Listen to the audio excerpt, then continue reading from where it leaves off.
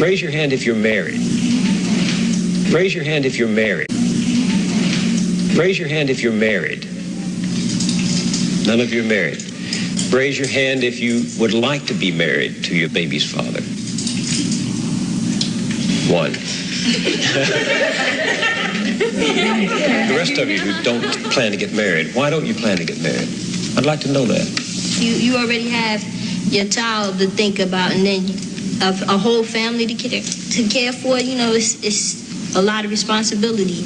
And then you don't want the commitments. I wouldn't want no man holding me down because I think I can make it as a single parent. But don't you think you might need help in raising that baby from a man? Not really. I didn't have a father. My father wasn't in the home, so, you know, it really, male figures are not substantially important in the family.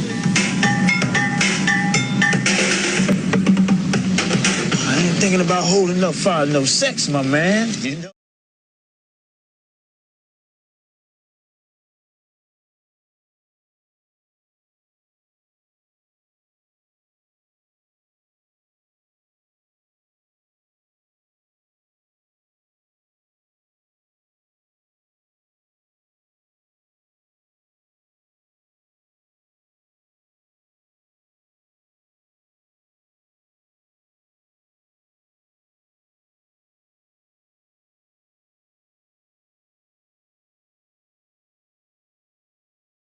So far, we've listened this evening to the people who are actually living the experience that was the subject of this broadcast.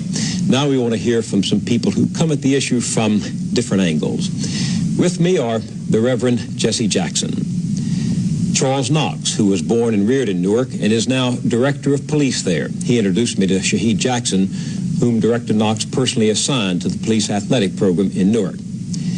Eleanor Holmes Norton, who once chaired the Equal Employment Opportunity Commission and is now Professor of Law at Georgetown University. And Dr. Glenn Lowry, Professor of Political Economy at the John F. Kennedy School of Government at Harvard and a member of the Council for a Black Economic Agenda. Dr. Lowry, as you listened to those voices, what went through your mind? Well, I was deeply moved. I was impressed with what I perceived to be the great strengths of character in some of the individuals. I was dismayed at what I perceive as the profundity of the problem that confronts us.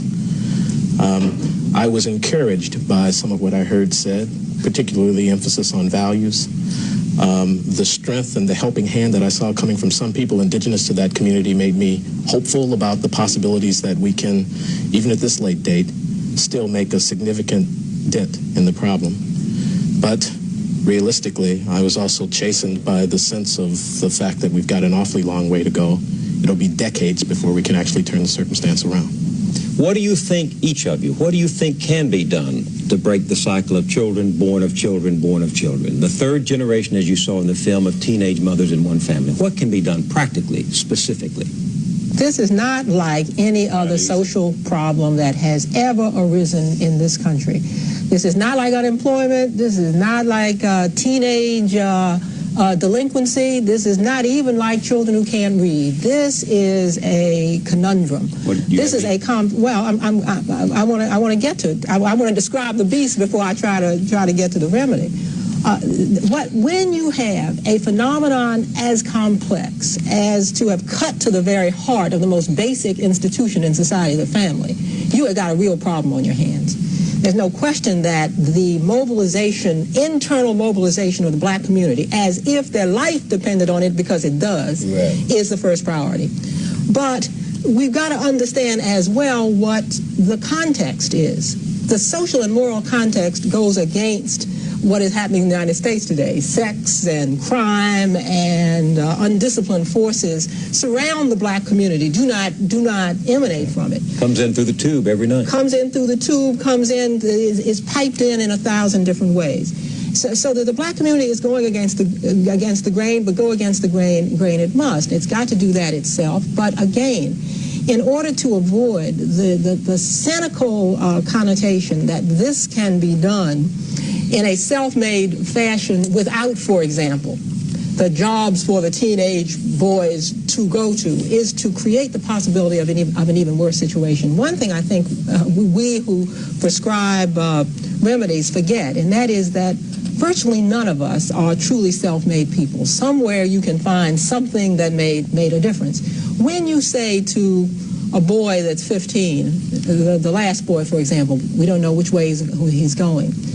If that boy is born of, let us say, a functionally illiterate mother, grows up surrounded by a pathological environment, and we say, hey, go out there and make something of yourself, we are in effect saying, recreate yourself in a way that nobody I personally know has done. At the very least, society has some responsibility. This is not an easy society in which to pull oneself up by one's bootstraps. Not any longer. No, it's not. My point is on this issue of sex education and sex discipline and self-respect, there must be a massive countercultural movement by no less than the people who have the ears of the masses of our young people. The first generation by age 15 has watched 18,000 hours of television, about 700,000 murders, 20-odd thousand hours of radio, less than 11,000 hours of school, and less than 3,000 hours of church. So who has the maximum access to our children's minds? Mass media has more access and makes a greater impression than home, church, and school combined. That's a kind of centralization of our society, where very central messages are being fed in, saying that babies making babies. An idea of a girl thinking that being pregnant is a beautiful profile as a sense of being, of looking all right. That says that the decadence has hit a point where we must en masse join hands and stop finger pointing and go another way. It's not only that, it's the music. You know, even our music. Every song you hear, there's no real message except more sex, more a lowering of your values and morals. You know, you can't even hear a good song. Song has a good beat, but you listen to the words are outrageous. Director Knox, you heard in the beginning of the broadcast some of the young women say male figures are not essential. They don't think their children need a father. Did that ring true to you on the basis of your experience with these kids? I think that a family means a husband and a wife. You know? So I'm very, very perplexed, you know, to hear females say that they don't believe that they need to have a man around. I think people say what they have to say. These women don't have any prospect of marriage, and so they have rationalized their lives the way they see them. We saw women who are surrounded by other women in the prior generation who also had no husbands, and this has become, therefore, intergenerational and expectable, and thus they say what indeed turns out to be, at least for them, quite realistic. That's one concern. Secondly, there are some areas in there of moral degeneracy. The young man with all of the babies without any sense of responsibility, that is moral degeneracy, and it's not genetic, it's environmental, and therefore we have some obligation to speak of the need for moral regeneration. The danger is that in the process of giving this problem, which I think is a discrete and identifiable problem, too much attention, we will stigmatize the individuals involved, and we will adversely affect the way in which the rest of the American society perceives this problem. The danger is well-founded because there are people in this society who would make use of these kinds of images in order to legitimize certain mean-spirited policy inclinations that they have and not deal seriously with the problem. But what I want to say is that there is a discrete, identifiable inner-city context, such as that described in Newark, which is repeated in many, many other communities around the country, and which is in some ways different from, not better or worse, but different in its particulars from the situation of West Virginia or of rural Arkansas or whatever. We could see in this film the importance of peers, the importance of what might be called the local culture, the values and the interactions between people that were happening in that particular context. You know, Bill, the reason I keep trying to keep this issue broader than just a black situation, A, for the reason that Dr. Lyra said it. I remember once speaking in a Washington, D.C. school about the impact of drugs and liquor and babies making babies and violence. And I challenged the youth in that environment to make a choice, as it were, the youth to choose hope over dope and to give life a chance. And those who could really hear me with their inner ear to come forward. 600, about 300 came forward having experience with some form of drugs. And it was traumatic to see that many boys and girls come forward. And so next day I went to Montgomery County and then went to the Latin school just outside of Harvard there in Boston. And when white children came forward in even greater numbers, it shifted from they got a problem to we got a problem. I said in the beginning of the program that white families are in trouble too. The single-parent family is twice as common in the country as it was 20 years ago. But in the 1960s, when this issue of what was happening, the breakdown of the black family in particular was raised, we all retreated from it. And as a consequence of that, blacks, in meetings that I've attended and read about and listened to, are debating the issue within the black community. And the facts are there. They come from the Census Bureau. They come from the Children's Defense Fund, that the rate of birth to black teens is twice that for whites. Women had 50% of all black families with children under 18 compared to 15% for white children. Only 41% of black children are living with both parents compared to 80% of white children and 70% of Hispanic children. So while it is true that white families are in trouble, that blacks are not the only ones who have children out of wedlock, the reality says that it's pronounced, it's exaggerated, it's concentrated in many respects among black families. Are you willing to admit that? I'm not only willing to admit it, I think we've got to sound the alarm about it. And I think increasingly that alarm is being sounded from within the black community, and that is the important change. I think that has occurred. There is no question that this is a phenomenon that stretches across the face of the United States, and I couldn't agree with Jesse more, that we have to deal with it in its national context. At the same time, I think it is clear that it has reached crisis proportions in our community when half of all the children are being born to single women who are disproportionately poor. We see the face of the next generation of black people. And if we keep this up, if we don't find a way to intervene, and it is so complex that intervention has got to take place on a number of levels, but if we do not find a way to intervene, we are going to see progressively greater disadvantage with each generation of black people, which is the antithesis of the American imperative. There is a study at the University of Chicago that says if action is not taken, the year 2000, 14 years from now, we'll see 70% of all black families headed by single women and only 30% of black men employed.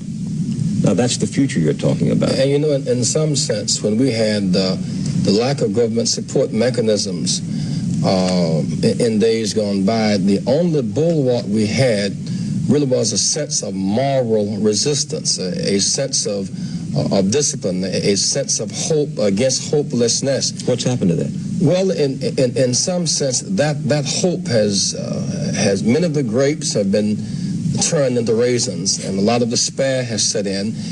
And I remember some years ago, about 1976, you might recall, Attorney Norton and I began to talk about in our schools about opportunity was about to outdistance effort, and that a formula of effort to the third power plus opportunity represented a breakthrough. And somehow we must keep this balance between effort and opportunity. In one sense, is in this film an awful lot of despair, and in our analysis of it, we must not give the impression that we're defending it or trying to justify it, because it really is unjustifiable. I go to schools, Bill, and I'll ask 4,000 to 5,000 children, white, black, and brown, how many of you know someone who is dead because of drugs? Almost every hand will go up. How many know someone who is in jail because of drugs? Every hand goes up. In your generation, how many know someone at this school who has taken drugs? Hands up. How many know someone who has brought a gun or a knife to school? And I'll tell you whether it is the suburbs of Montgomery County or San Diego or Newark or Boston, it is a pervasive threat to this generation of young people. And the most fundamental question when I ask them, do you believe taking drugs and babies having babies is morally wrong?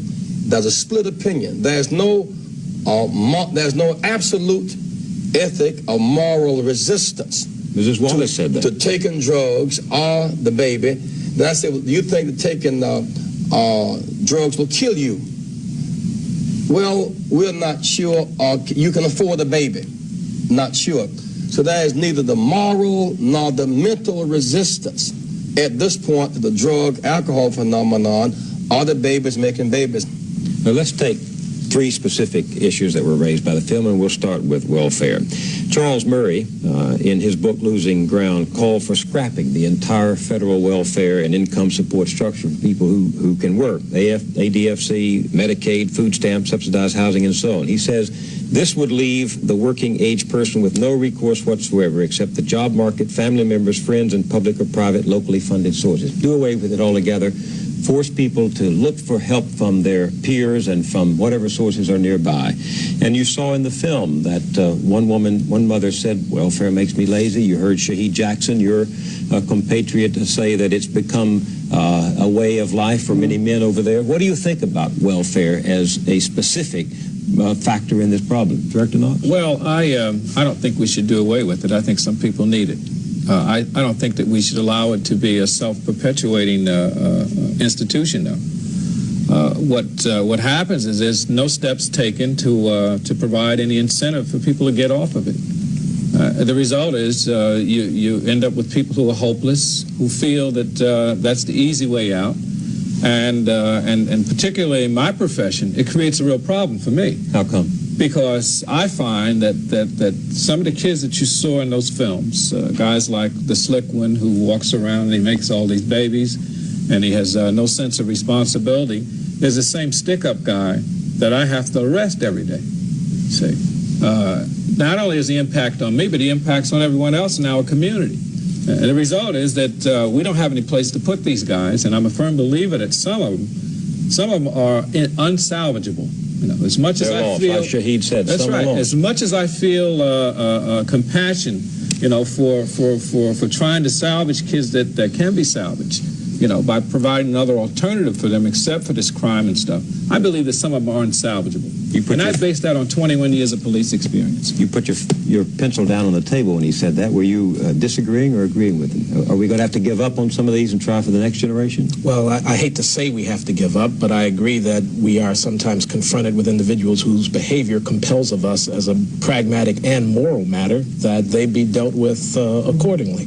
And people who are violently brutalizing their primarily black neighbors in the central cities of this country, it seems to me, warrant that kind of response.